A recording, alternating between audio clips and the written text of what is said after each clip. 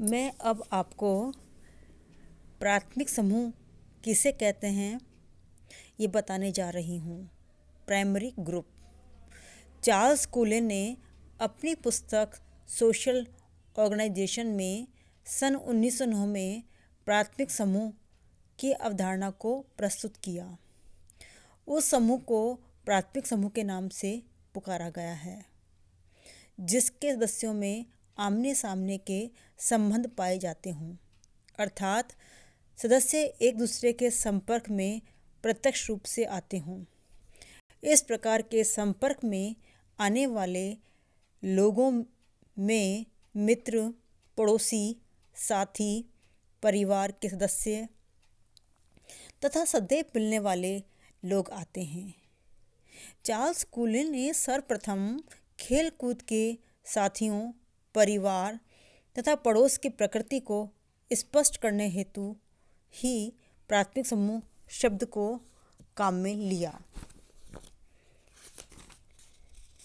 Fairchild ने सदस्यों की कम संख्या, घनिष्ठ एवं स्थिर संबंधों, आमने सामने के संबंधों एवं संबंधों की संपूर्णता को प्राथमिक समूह की विशेषताओं के रूप में स्वीकार किया गया है। अब मैं आपको प्राथमिक समूह की विशेषताएं बताने जा रही हूँ। प्रोफेसर किंग्सले डेविस ने प्राथमिक समूह की दो प्रकार की विशेषताओं, भौतिक तथा आंतरिक, का उल्लेख किया है। शारीरिक समीपता। प्राथमिक समूह के लिए शारीरिक समीपता को महत्व देते हैं ताकि व्यक्तियों में घनिष्ठ संबंध स्थापित हो सकें। व्यक्ति के एक दूसरे के निकट होने, साथ साथ उठने बैठने, खाने पीने, साथ साथ पढ़ने तथा बातचीत करने से उनमें विचारों तथा भावनाओं का सरलता से आदान प्रदान हो पाता है। निकट संपर्क से व्यक्तियों में परिचय बढ़ता है तथा एक दूसरे के प्रति आदर, सहानुभूति एवं सहयोग पनपते हैं। प्राथमिक समूह के लिए केवल शारीरिक समीपता ही काफ़ी नहीं है। समूह का लघु आकार। समूह जितना छोटा होगा, सदस्यों में उतनी ही अधिक मात्रा में निकटता और घनिष्ठता होगी। यदि समूह का आकार बड़ा है तो उसके सभी सदस्य एक दूसरे से नहीं मिल पाएंगे। उनमें अंतःक्रिया की मात्रा कम होगी।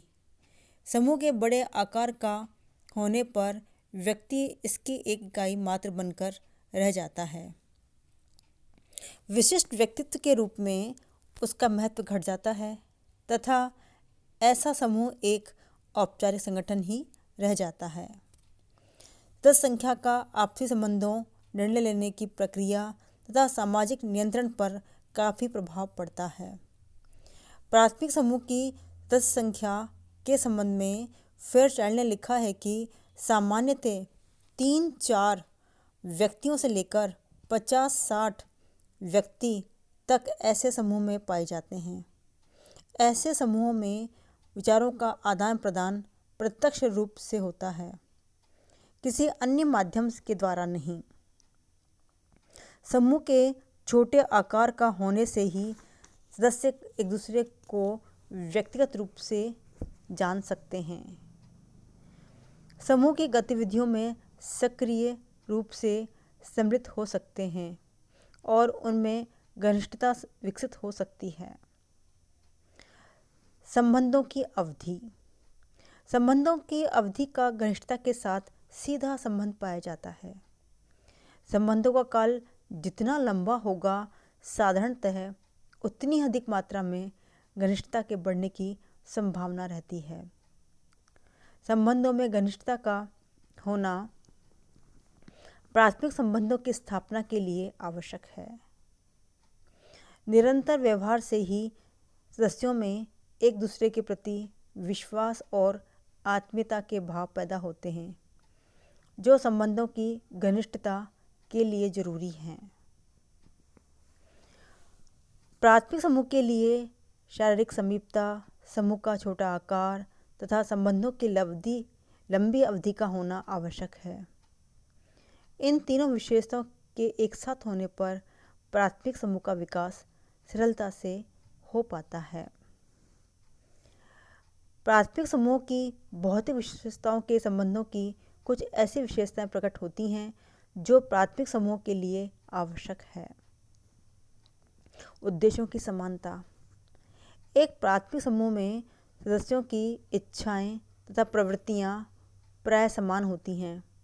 इसी कारण वे साथ साथ रहते हुए समान उद्देश्यों की प्राप्ति का प्रयत्न करते हैं।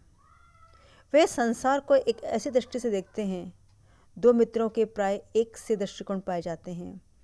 प्राथमिक समूह में प्रत्येक सदस्य दूसरे के हित को ही अपना उद्देश्य बना लेता है। इस प्रकार प्रत्येक दूसरे के हित में कार्य करता है। यहाँ के उद्देश्य दूसरों के उद्देश्य बन जाते हैं। संबंध स्वयं साध्य होते हैं। प्राथमिक समूह में संबंध किसी स्वार्थ अथवा किसी उद्देश्य की पूर्ति के साधन के रूप में नहीं होते। यहाँ संबंध स्वयं ही अपने आप में साध्य या लक्ष्य होते हैं। प्राथमिक संबंधों में इतनी घनिष्ठता पाई जाती है कि ऐसे संबंधों में बंधने वाले व्यक्ति एक दूसरे के बिना रहना प्राय कठिन समझते हैं। मित्रों में एक छोटे समूह अथवा एक परिवार के सदस्यों में के आपसी संबंध ही अपने आप में महत्वपूर्ण होते हैं। ये संबंध स्वयं साध्य हैं, किसी उद्देश्य की पूर्ति का साधन मात्र नहीं। संबंध वैयक्तिक होते हैं। प्राथमिक समूह में पाए जाने वाले संबंध वैयक्तिक प्रकार के होते हैं। इसका तात्पर्य यह है कि समूह में प्रत्येक व्यक्ति की अन्य लोगों में व्यक्तियों के रूप में रुचि होती है। माता पिता तथा बच्चों में, भाई भाई अथवा भाई बहन में तथा मित्रों में वैयक्तिक संबंध पाए जाते हैं। ये संबंध हस्तांतरित नहीं किए जा सकते। मित्र अथवा माता पिता का स्थान कोई अन्य व्यक्ति नहीं ले सकता। संबंध संपूर्ण होते हैं। प्राथमिक संबंध में संपूर्णता का गुण पाया जाता है। ऐसे संबंध में व्यक्ति के जीवन का केवल एक पहलू नहीं आता, बल्कि व्यक्ति अपनी संपूर्णता के साथ इसमें भाग लेता है। प्राथमिक संबंध में बंधने वाले व्यक्ति दीर्घकाल में से चले आ रहे परिचय तथा घनिष्ठ संपर्क के कारण एक दूसरे को पूरी तरह जानते हैं।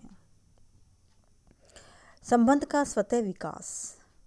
प्राथमिक संबंध स्वतः स्वाभाविक रूप से बनते हैं, इसलिए किसी पर कोई दबाव नहीं डाला जाता। कोई किसी को मित्र बनाने, किसी से प्रेम करने, किसी के प्रति स्नेह अथवा श्रद्धा रखने को बाध्य नहीं कर सकता। प्राथमिक संबंध तो ऐच्छिक प्रकार के होते हैं। किसी के उकसाने से ऐसे संबंध स्थापित नहीं होते। ये संबंध तो व्यक्ति की स्वयं की इच्छा से ही बनते हैं, स्वतः ही विकसित होते हैं। प्राथमिक संबंधों की नियंत्रण शक्ति। संबंधों की संपूर्णता एवं घनिष्ठता के कारण व्यक्ति का अस्तित्व साधारणतः प्राथमिक समूह में विलीन हो जाता है। प्राथमिक संबंधों के कारण व्यक्ति एक दूसरे के साथ ऐसा बंधा रहता है कि वह कोई ऐसा काम नहीं करना चाहता जो समूह के अन्य सदस्यों के लिए कष्टदायी हो अथवा जिसमें आदर्श प्रतिमानों की अवहेलना होती हो।